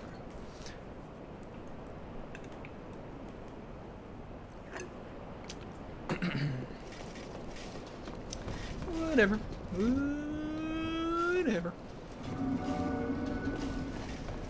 We enter this room, this weird, weird little room. Now the dilapidated structure. This one has beds. Or that's a shelf. It looks like a bed to me. Thankfully we've gotten all the storm beasts, so I think we're pretty safe to wander around, I believe. Down here to grab a new ring. The Grave Robber's ring. On a very normal looking guy. I guess you never know who's a grave robber until they openly tell you in a way that like is like kind of charming and cute, like Bilge. Before we go forward, let's check out this region over here. A more cloudstone and a little buggy boy. Hey, come here, little buggy boy. Nah, man, you're mine. You don't get to just like run away or anything like that. Side path over here. Something that is a safe determination we can make is that if we see stone structure like this, it's unlikely it was under the water at any point. Since, you know, unless it was built in post, but the remaining people after the water drop, if I'm correct about what the water drop was, they don't seem very capable to me of making such structures. Trap. What the hell? What was that? The bird.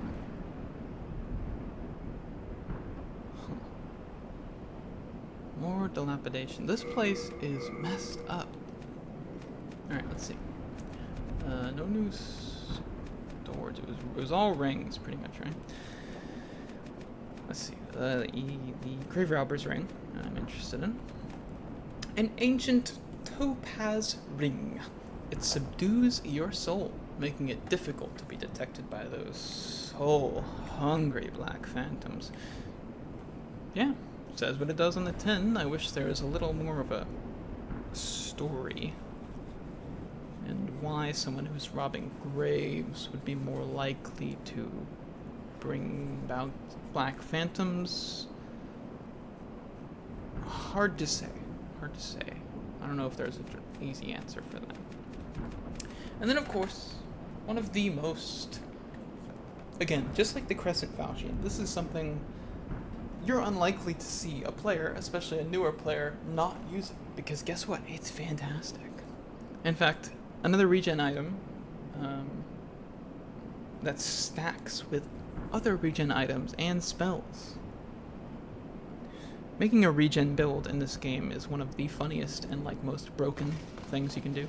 I made one once, like a fully faith character, with a weapon that healed me, a shield that healed me, both maxed, which means they healed me more, plus this ring. And you know what that did? That meant every second that passed, I was healing 1/8 of my health was healing. I was practically unkillable unless I took an absurd amount of damage in a single swing or two. It's crazy.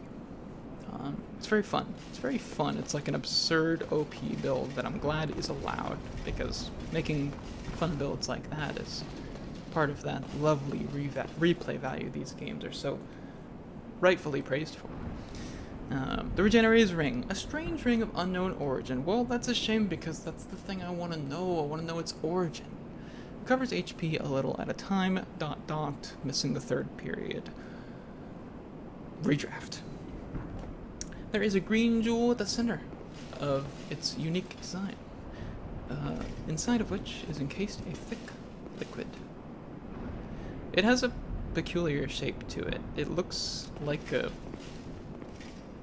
beholder to me, to be honest, like a D&D beholder, but it also kind of looks like a microorganism, like a germ or a virus of some kind, or at least the way like they're visually portrayed. Or like a cell, almost like a bodily cell. I don't know.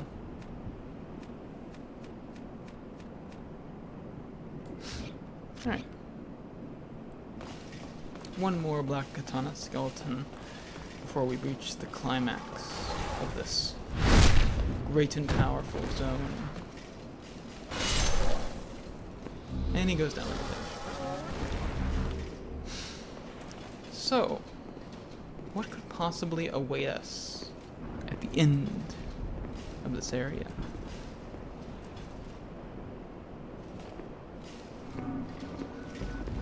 It's him, the Adjudicator. And that is a big boy with a big old tongue. He is happily busting up this zone. Don't hit me. That tongue has bigger hitbox than it looks like. He is quite honest to his portrayal in the imagery on his shield. His shield that he has lost, perhaps? It's kind of hard to say. But anyways, there's a lot to see on him. He is grotesque. He is disgustingly big. He's a giant freak. And I suppose that's because he gnaws on the flesh of dissenters until he has become a gluttonous mask. A classic way to portray demons as they are greedy. They're greedy, they're gluttonous. They don't know when to stop. They just take, and take. I don't know how he took a little damage. I don't know what happened. But he's wielding twin machetes. I suppose that makes sense for someone who's gnawing upon flesh, consuming people. One of them is broken. One of them is broken and jammed in. How as much happened is anyone's clue. Maybe the Adjudicator is not a willing participant in his Golden Crow, the master, as we can see is on his head honking like a little clown. Maybe he's not a willing participant in this. We can't say for certain, but maybe the stabbing of his gut was a form of trying to end his suffering. He maybe uses a tool and is really tired of being on. Perhaps he knows if his soul is free, he too might be able to possess a skeleton and have freedom. Maybe. He is wearing many... I don't know if he's wearing clothes or if this is his flesh we're looking at. It's really... I think it's kind of hard to tell. Maybe a different part of him will give an indication. But he is, he's wearing a lot of gold ornamentations, very similar to the skeletons we've seen thus far, the Black Katana ones in particular, as well as the big machete-wielding ones that actually quite strongly resemble him now that I think about it. So what's up with the Adjudicator? All these fights, almost all of them, have some sort of gimmick. So, what do you think? If the master is the bird... Oh, yeah. See? That's it right there. Hitting the bird. Now that's an easy way to do it. You can shoot the bird as long as you have a ranged attack, and the bird is quite vulnerable. It can't defend itself. It can only rely on the positioning and attacks of the Adjudicator to control your abilities as the player. But for those players who do not have a ranged attack, there's an alternate option. So let's wait for him to finish swinging. This wound right here. We attack it. He fell so quickly. Smack. Smack. Don't want to kill him yet. You can see his mouth is massive, just gaping from engorging himself as such, assumably. You know, this is a demon now, so perhaps the Adjudicator was once of a more normal size, you know, as normal as someone who looks like this would look, and he's been mutated by his developing demon status. He wears shoulders. It looks like teeth, like the maw of the creature. Also kind of interesting. He's also sitting in a pool of blood. His own, assuredly. Yeah, he's disgusting. He does. Ooh. He does have a crown. That crown, though, might be a crown to highlight the golden crow, almost like a nest for it atop his head. The crown of his head is adorned by the bird, while the body is controlled by the brain, which is in his head. Instead, there's a crow up there, I suppose, to indicate his pure domination of the spirit of the Adjudicator. Whoever he once was, he is now a vessel for the judgment of this golden crow. Whoever this crow is, and whoever the crow deems itself, and why it so strongly believes in its right to rule. Alright, well, at this point, it's quite easy. Let's finish him off. Hit that bird.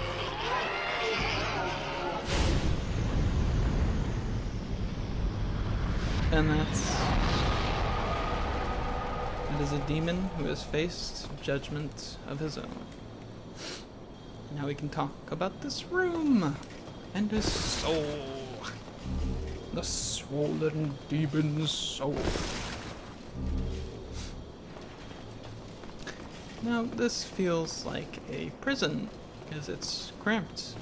He can't fit through that door. He can't climb these stairs. He could never get out of here, but like I said, the demon aspect of him may have been a long process of almost mutation for him,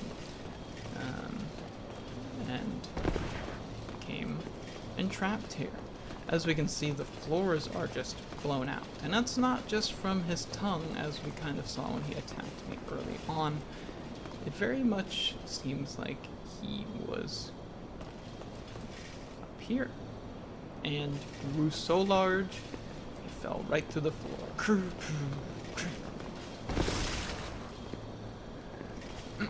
Trapped down there, still performed his judgment duties, perhaps with a biased eye of his own new demonic hunger. That would be my guess. And that is the Adjudicator. Does his soul tell us anything other than he is a swollen demon?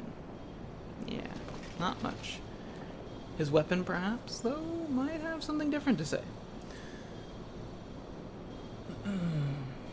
And that I do want to take a look at. But for now, that is 4-1. And although I would consider it to be a bit of a difficulty spike, especially for new players, I think this area is very tough. I quite like it. Aesthetically, I think it manages to separate itself quite well from the other zones, despite similar architecture, and it's just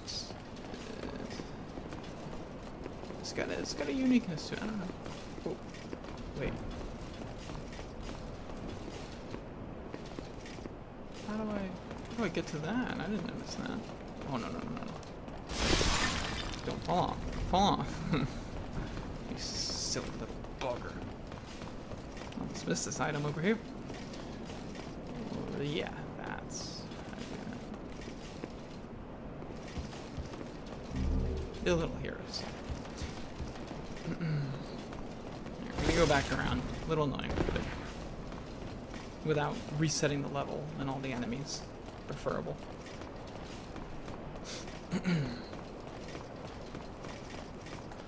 So the Shadowmen have gone and screwed themselves. That is perhaps the reasoning for the unusual battle setups and the wreckage we've seen.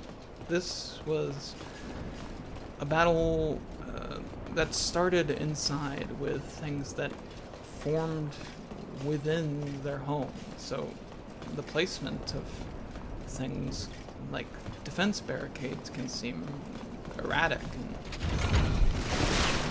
peculiar, as well as the types of destruction on display. As the skeletons really do seem to me to be like mindless beasts, just with no idea how to handle their newfound freedom, you might say. Real quick, before we head back home, we're gonna take a little dive to show off this shortcut I mentioned much earlier. This, and you'll see where this directly takes you as well, if I can get it. I might have to strip a little bit. Ooh, almost. You try to get just right. You get so much vertical movement. Ooh, so close. Maybe it's more to the left than I'm thinking. Ooh. It's a little... It's not easy. It's not easy. And you wouldn't... this is definitely not something you would...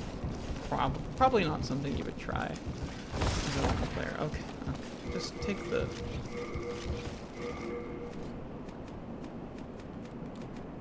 Try this. Make us a little better. Maybe I do need to get fully naked. I've seen people do this with like armor and stuff, huh? I can do it, I swear. Ooh. Okay, I think that's the spot. There we go. Down there we can see the start of the level. And we can ignore it. Jumping right over here. And where's this? Right over where we found that last crystal lizard right before going to our big adjudicating friend. And that's that. That is 4-1. So, we return.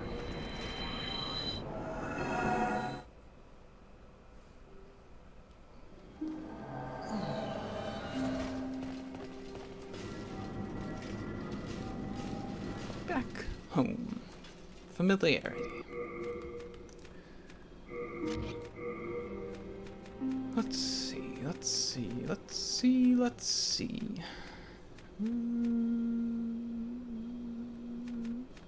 Shield slot. Let's put some stuff away. Thank God I was what? And grab what we need to take a look at, full on those. To take a look at, whatever can be made from the swollen demon soul. I'm not gonna carry that either. There's no reason to. There's the leather set, which we should still try on. I don't know why I'm so heavy though. 92 seems high. Carrying something additional than I usually have?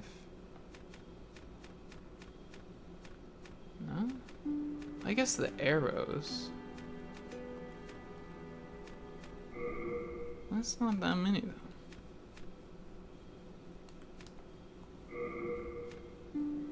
I guess it's just the leather cat, or the leather set. There's a few extra pounds. Alright. We are in debt. Oh wait, I need... Excuse me, Thomas. I need myself an axe to,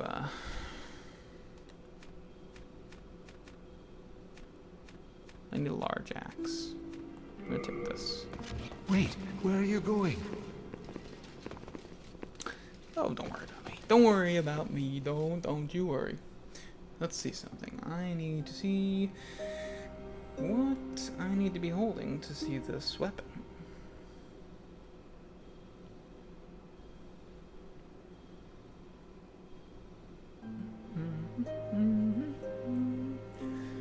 Beep, beep, beep, beep, beep.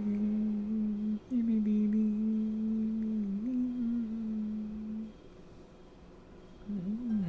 I see. Okay, I know what we can be holding to see. So, deposit, put this back. I thought the axe would be sufficient. We need to take a... The 0+ club will do? Nice. Great club would also do, but that's not... doesn't matter too much. You know what we have? We have a lot. We have a lot of souls. Let me see. I don't know that we've looked at almost any of these boss weapons before, so let me see how many we can look at in one go.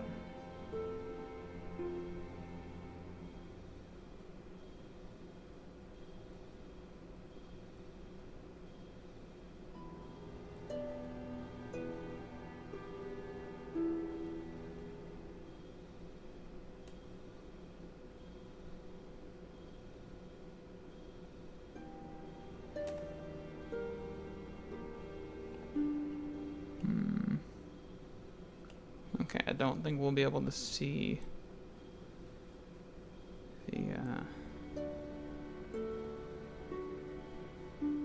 the Dozer axe, not easily at least. The yellow demon soul. I think we've beat this before. We should have a catalyst on us for that one. So we'll grab a catalyst.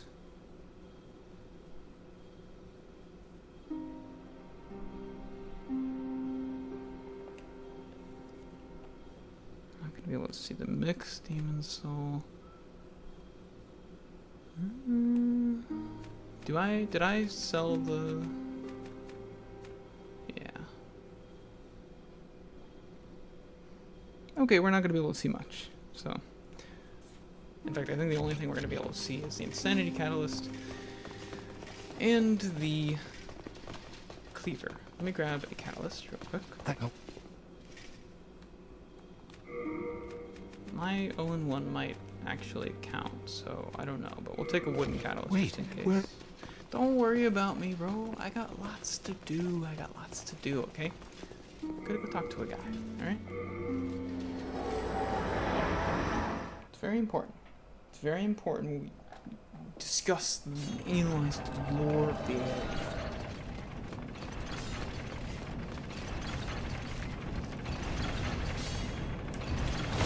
I hope the audio does not break down here again. It's so irritating. If it be a blacksmith, then... Yes, I see. The club can be turned into the meat cleaver. A powerful weapon. This is actually an absurdly powerful weapon that comes from Adjudicated. It is... Look at that. SSA.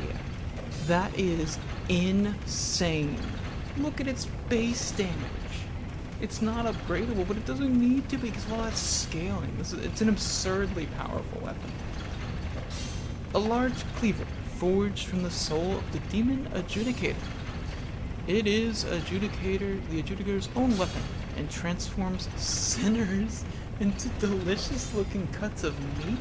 Is that just a funny way of putting it? Like, oh, chops them up and makes them into delicious meat. Like little sausages and whatnot. Or does it actually turn them into, like, it's like Looney Tunes. You hit him with the cleaver and he just turns into a big old T-bone steak. It also steals a small amount of HP from its target when attacking, reflecting the original soul's avarice nature. It's very cool. It's very cool. The Wooden Catalyst. I don't even know that we looked at this. The Insanity Catalyst is a very powerful catalyst for high damage. Magic means. A catalyst wrapped in golden cloth, forged from the soul of the demon old monk. It causes insanity in the wielder, and drastically increases the strength of spells, but halves the wielder's maximum MP. Power over sustain, kind of makes sense.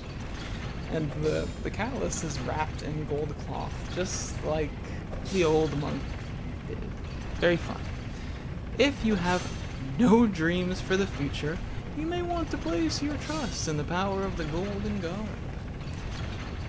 I'll pass. I will simply pass. But it's a tempting offer, I say. It's surprisingly tempting.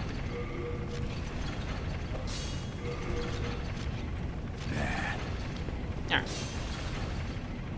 Yeah.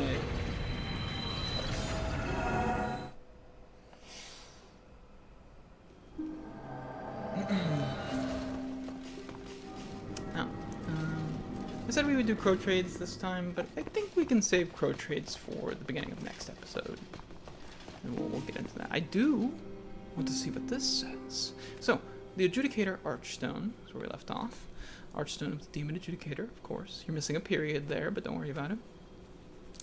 The dead, given seals of the hero by the Adjudicator, are taken to the Shadowmen's shrine to be purified and mourned in the storm. Huh. So the Shadowmen are not kaput, not completely, I don't think. And if the Adjudicator passes favorable judgment upon them, the Golden Crow, he passes them down to the depths where the Shadowmen purify them and then mourn them in the storm? So this island is almost like a representation of like the judgment of like an afterlife fate, isn't it?